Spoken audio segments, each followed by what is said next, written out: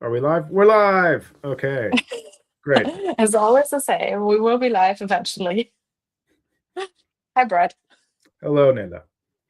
How did you We've like been, our how did you like our preparation for today? it was more chaotic than I would have expected, but I think Nella I tried to know. speed run learning Tmux in 5 minutes. And I had someone screaming at me, Control B, Control B, arrow left, arrow right, but it was not working. So we decided we show Tmax and Brett's terminal until This I is, figured out my configurations. yeah, this is why I should never be a driving instructor. I don't think I'm very helpful with the commands. Oh no, you were helpful. I don't know, but maybe at one point I was questioning myself, am I pressing the right keys on my keyboard? But I swear to you, I was pressing them. So Yeah, it's hard to guide someone through the like chords that you need to do for Tmux when you can't see their keyboard. Is yeah, what I learned today. Yeah. well, but I mean, this is all. I think we come to the team ups and the multiple agents and agent teams later in the stream. We could start with a little bit of Claude Code tricks. I feel I've been this week to two Claude Code meetups, and it's always wild to see what people produce and how they use those agents. But normally, you always see the end result of like how this is working, and then the small tips and tricks they stay a little bit under the cover. And I feel we should talk about what we use internally, what has worked well for the team, yeah, to just like have an idea of smaller scaled tips and tricks before you go to your wild agent setup. Yeah. I don't know. Did you pick up any tricks or tips from the meetups? Did you see anyone using Claude Code in a novel way that surprised you? That you were like, oh, gonna steal that? I mean, I definitely heard this week a lot about the multi-agent setup. I think that is trending. And then still it's skills. Like everyone is like Yeah. build your own workflow into a skill so you don't have to write your prompts the whole time. Yeah. So that is still a good enough go-to tip to help people use skills if they haven't tried them and even create their own skills. Um, but yeah, I have you here with your Tmux terminal for the multi-agent setup and also agent teams later on. But I Yeah. feel We'll see. this has let's see. But I feel this has really increased productivity crazily, Yeah. especially for solo builders, like running all those sessions and then also having multiple Claude and Codex and whatever sessions to review the code afterwards. Um, yeah, is there anything that is that you have seen maybe on the internet that was surprising for you this week? No, well, I mean, I just learned 20 minutes before the stream that Claude Code's agent team supports Tmux and that you can get little preview panes of what's going on for each agent. And I've never tried that, and I'm going to try it today, but not yet. I think generally a couple of things that I like to do, and I have like a lot of room for improvement in my workflow because things are moving extremely fast.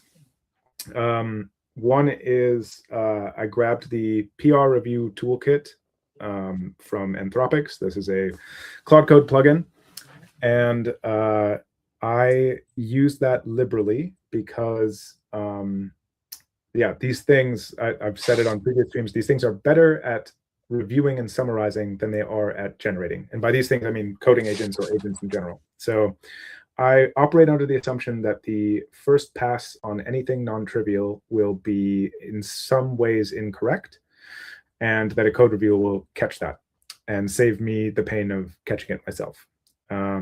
So yeah, my thing is I always run a code review. And because I was always doing that, I wrote a custom command, which I'll just share my screen. I'm going to share my entire screen. There should be a button. Yeah.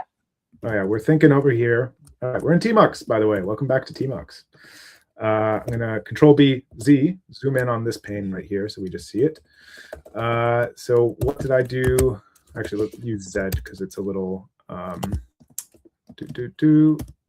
friendlier to view Markdown. So I have commands. So you can register custom commands in Claude.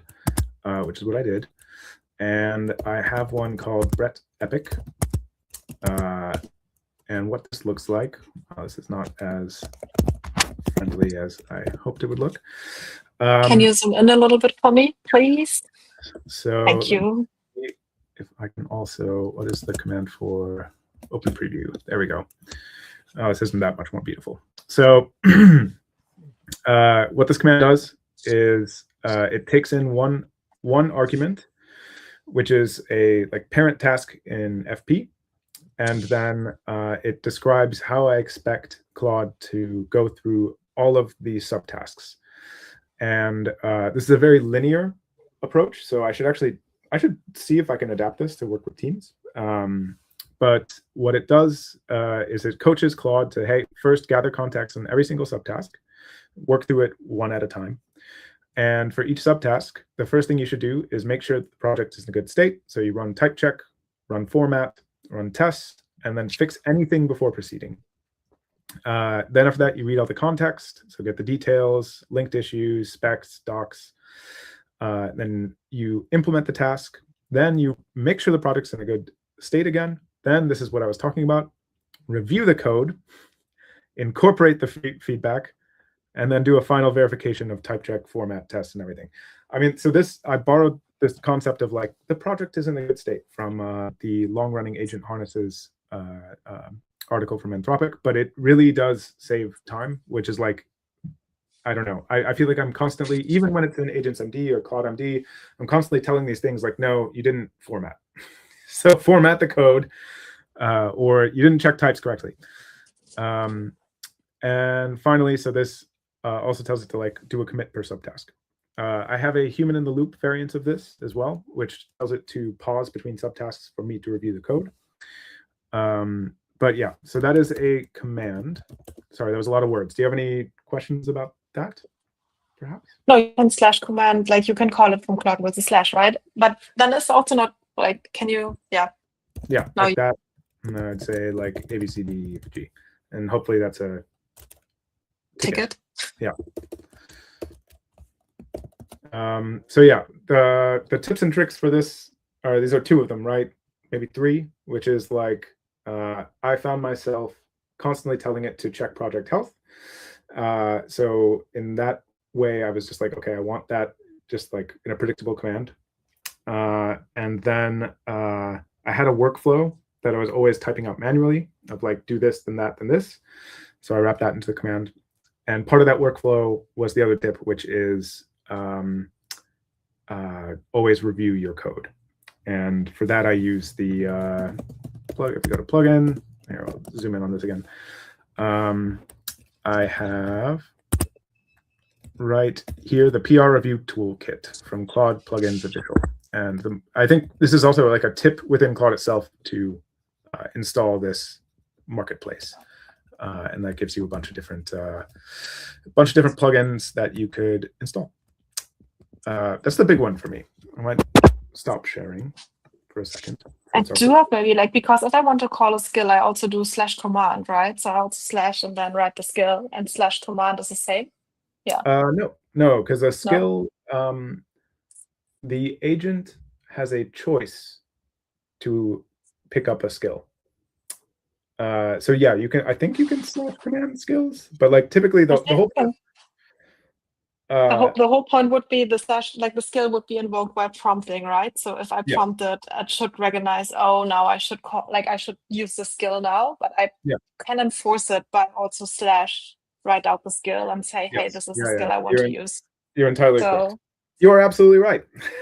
I had a little brain fuzzy, but yeah, you can totally, because that's how we do with our plugin. If you do /fp plan or /fp implement, then that invokes the corresponding skill. Yeah, so that's a big part of my workflow.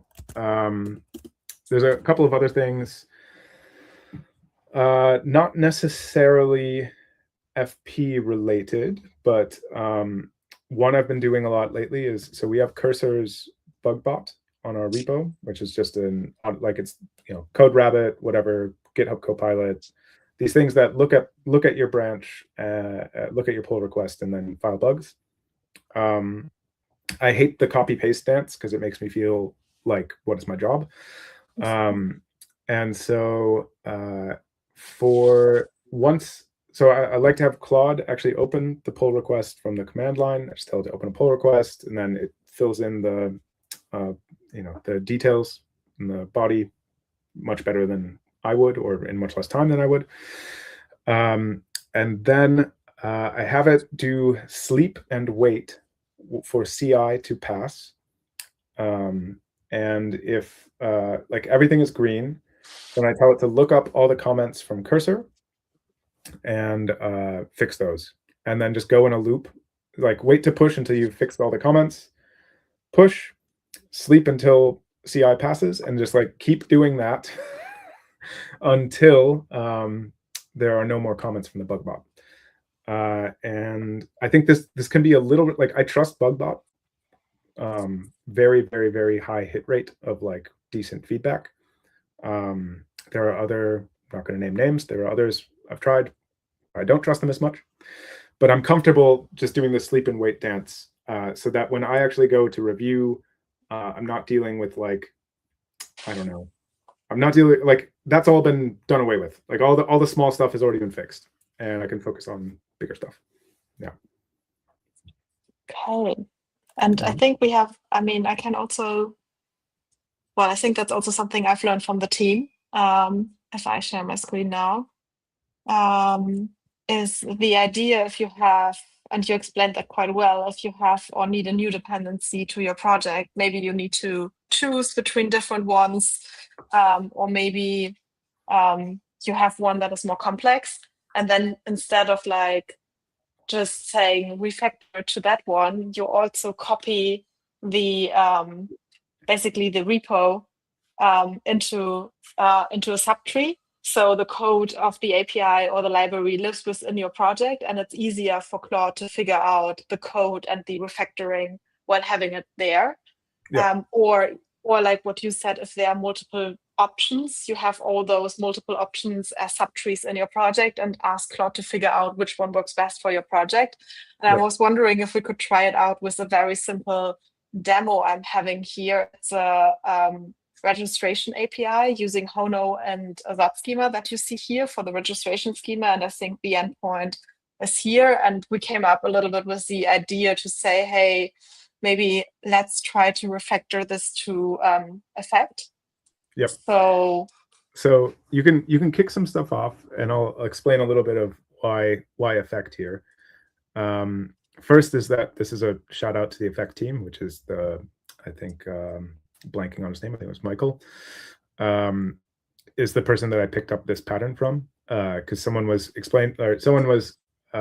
voicing their troubles with the learning curve of effect, even for their themselves and for their Claude, on the Twitterverse. And he just responded and he said, hey, clone effect is a subtree and let Claude grep through it. And it's basically like just buddy documentation for Claude while it's building. And I've used this pattern liberally, especially for explorations, translations, things like that. And so, yeah, the fact that we would convert a simple API like this to effect, set that aside, because perhaps effect is a little heavy-handed for something that's simple. At the same time, effect is a fantastic library for this era of coding. And having it alongside, so like the whole point here is having the effect code, so like the mono repo of effect in our repository so that it can find which packages it should install, because there's a lot of different packages, what they would replace, and give us an idea of like how different does the code look after we've done this kind of translation. So we mean the first one, right? That's network devs. Third one, okay. 3 looks good. So Nella is all right. Nella is going to clone, I believe, as a subtree. Yeah, why not? The effect, yes. Yes. Okay, it's doing it. Perfect. Perfect. And we might want to make sure that is get ignored. Yeah. Yeah. One caveat to this approach is that you need to make sure that your like formatting and type checking scripts don't accidentally crawl your folder that contains all of the additional repos that you have. Perfect. Perfect. And now I could tell Claude basically, hey, we want to refactor this API to use effect. You have access to the effect library under please make sure to, did you say please make sure to follow what you found in the library? Sorry, my English is getting really bad. But Claude maybe will figure it out. You never have to second guess. I would be ashamed to post some of my transcripts because I've just stopped correcting my spelling, and I kind of just like wave my hand vaguely in the general direction for a lot. Like, yeah, I don't know. Yeah. The way that I talk to Claude, I would be ashamed to talk to you. Same. Well, syntactically, semantically, yeah, kind of a mess. okay, cool, interesting. It uses even our skill here, even with like I said refactor, and it now also does a plan for it, which is interesting and cool to see. All right. Yeah, now it's doing its research, like in terms of using or looking into the effect library. And I think it uses this now to create the plan. And then once we have the plan, it would start implementing the plan. Yeah. And I'm not sure if we want to wait around for it to do all of its explorations. We could maybe check back in. Yeah, later. I don't know. Maybe one more thing is we could start already the topic by start a Claude session here, because that's something we wanted to tackle in the end, is basically the idea about sub-agents and agent teams. And I think the thing that I found interesting is that I think a lot of people are using sub-agents already without knowing that they are using them. Because if we look into the Anthropic documentation, where we are with the sub-agents, there are some built-in sub-agents, which are the explore, plan, general purpose, and other. I don't know what other is, but I mean, the plan one is probably something you triggered a lot already when using Claude, whenever it goes into a plan mode, but that already is a sub-agent. And as far as I understand, the idea is that a sub-agent will always report back to the lead, and then the lead continues. And you also can define your own agents. And that's kind of really simple. You just use the agents command and we create a new agent.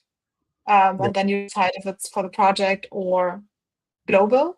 Do you have an example for a good agent that we should create for our personal project, maybe? For the project. I mean, theoretically, yeah. I don't know how easy it is to copy like their built-in agent prompts if those are like stored somewhere. So like you could have kind of like an effect explore agent, which knows, like, this is a very toy example, but it's just like it knows where your get ignored subtrees are, and it knows that it should explore those possibly with a faster model than Opus in order to get insights from like the libraries. So it, like, agents are a little tricky in my mind because I personally have not made super heavy use of custom agents. I think our colleague Jaco, I like the approach that he typically does with them, which he uses different agents for getting different perspectives on especially usability things, and sometimes on architectural decisions. So he just like, he'll spin up 3 to get different types of feedback on something that he's thinking about. And I really like that. I have not copied that, but I really like that. I do know that the PR review toolkit from Anthropic uses subagents for specific types of reviews. So they have one that's like a silent failure hunter, which looks for branches in your code base that fail without giving any indication that they failed. I like that. And then they have some that are more specific to like type cleanliness. So making sure that your types are as tight as possible when you're writing new code. So yeah, I think there's always a space, depending on what you are creating, for something with just like a little bit more of a nudge of what it should be looking at or building or considering when it's building. Yeah. Yeah, I mean, I think it's also like try and error, right? You can try to find your custom agents and see how they work then, and if you are satisfied a little bit. Yeah. And maybe at like, I don't know, now it's doing okay. So these are the Which permissions. tools? These Like, are I like guess the yeah, you can say all tools. It just means that like when this agent executes, what is it allowed to do? So for like code review, typically you would just do like read.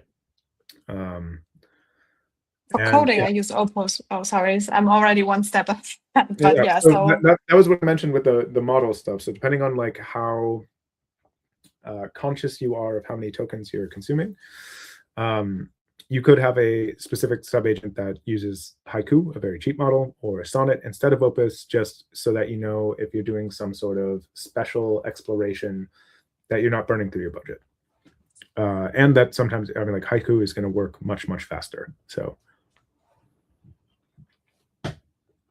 let's see. All right, you got a new agent. And that's my project agent. And I also see here the built-in agents. Okay, cool. Yeah. I mean, should we cycle back to, let's see if, oh yeah, we need to say yes to something. Yeah. I just pressed yes without reading. This is also why I tend, we should also get you like some base permissions for like user level permissions for executing FP, because that'd be kind of helpful. I tend to almost always run in dangerously skip permissions. YOLO mode. Yeah. I don't know if I should admit publicly, but there we go. Yeah, maybe. Well, I mean, this is running now. What we could also do is ready to implement. So now we should see if we. I mean, I like still to use our. We should have some tickets. Refactor API to use effect. So that's Steam J towards the bottom. Where do you see it? Towards the bottom. Here. No. Refactor. Yeah. Okay. Might be kind of small on the screen though. I think, yeah, we have the tickets. Yeah. They are there.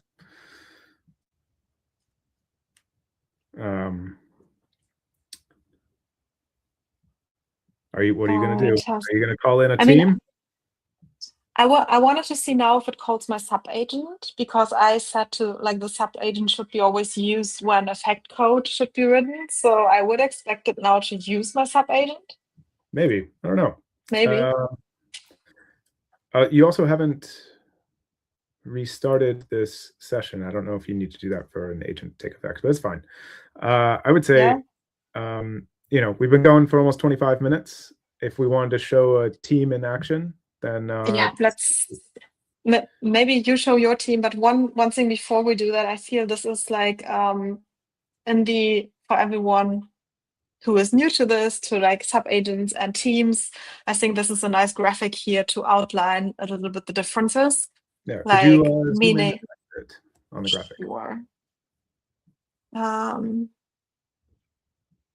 Is it big enough? I can't even. Yeah, I think that's good. Go deeper, but I think the idea is that the main agent will decide when it needs a sub agent. It will spawn it up. The result will be always reported back to the main agent, and so you always stay in your one session, and the sub agents are working under that session.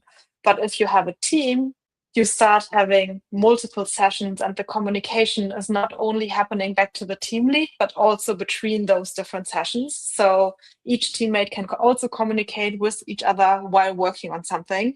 And as you learned today, that could be in process. So you're also just in one terminal, but you can also, and I think that's where it's getting wild, have that split up into multiple panels basically with Tmax, where you then also see the output of each individual teammate. So yeah. And with that, Brad. Well, I think honestly, because you already have an epic with a lot of subtasks, I mean, you have a refactor epic. Do you want to try just doing an in-process team on that? We don't have to go full team up today. We can save that for another day. I would actually prefer to do that once I've tried it first. Aww. Okay. Well, it's also like, I don't want to like then. Okay, I can do it. It's just I feel like there's some context to get up to speed on mine. I'm going to share my screen. We'll do it real fast. I mean, what I can do also, I can start Tmax again, and we have to live with the fact that I cannot navigate through the different agents, but we would see that they spread out. Also an option. Okay, so here's an epic that I prepared while Nella was talking in the beginning. Wait, should I stop sharing my screen? Do you want to share yours? Sharing your screen too? I'm showing my screen now, yeah. I think I stopped sharing mine. Oh no, I'm not. Okay. Yeah, we're good. No one is sharing. Okay. You are sharing now. I am definitely sharing. So I forgot to mention before we started, I do need to go in like 5 minutes. So this is gonna be a trip. We have this epic. What I wanted is that in the desktop app for FP that you can manage API keys to your account. We have all the plumbing in place for that right now, and I want to wire it up in the desktop app. So it already exists on the API, but we need an API client. We need a front end, and it needs to work. So I have not reviewed this super thoroughly because it's been happening during the stream and I was talking. But it looks like Claude thinks a lot of this work is parallelizable. So, okay, in that case, please kick off a team to tackle this epic. Yeah, use Teams. And so there's a question when like this is spinning up now, but there's a question for you. If you have tried CMux instead of Tmux. Oh, I've not. I don't know what CMux is. Is it Claude Tmux? CMux. Coder. CMux. GitHub. Just as a Ghosty-based macOS terminal with vertical tabs and notifications for AI coding agents. That sounds great. I will give it a look. It's a new terminal app. Okay, so I am okay. I'll have to check this out. I cannot tell exactly what's going on here. It's not a fork of Ghosty. Oh, at least it's libghosty. Okay, I'd have to be sold on using a new terminal. But this looks pretty cool. Sorry, you can go back to your team. That was just something I wanted to. Stuff is happening. Yay, nice. Okay. Your team is formatting. Yeah, let's see. All right, up here. I'm actually gonna we got a new one. Okay. This is gonna be very difficult to let's see if I can exit this one. Where's your lead? Where's my what? I mean, you still have the team lead, right? Which terminal is the lead? Left panel right here. So you can see. Panel, okay. All right, I'm gonna have to do some resizing. Okay, so let's see here. Let's see if we can get it just nice 50-50. All right. The fourth task is blocked on all three. So that's going to get tackled by the team lead, I presume, when these three end. Oh, this is nuts. I've never seen this. This is not readable at all. I would prefer... I don't like... Okay, so this is a little... Like, it's just a little too magical in the sense of... So as someone who is not a Tmux pro, but who, like... I don't know if I can for example, take one of these panes and move it to a new window so I can actually see what's going on without breaking the integration. So like typically, like with Tmux, you have flexibility, like take a pane and then put it in a new window. So what you're looking at right now is a window. And if I did Control B, C, then that creates another new window. But if I cycle back to the old one, you see it here. But I would actually like to, I just need more real estate to see what's going on. So the fact they're all stacked here and all I see is the input is just not helpful. It's not great. Yeah. But so would you say now from, well, you learned about the feature of Tmux just before the stream, but would you say you are more confident and comfortable with running the teams in a in-process version? That's the only time I've done it, but I also like have not trusted teams that much. It's super experimental on Anthropic side. And so I usually do it for like small stuff. When that's why I do it in process, which is like I get a PR review back. It has 10 issues and I can see that there's like a bunch that can be parallelized. Then I task them out and I have a team tackle them. And that actually saves quite a bit of time.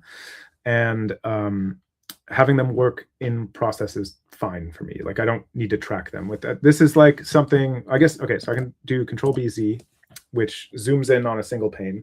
And now I'm looking at, what is this? The IPC agent. So this one is working on the IPC layer for the desktop app to be able to handle API keys. And this could be nice to follow.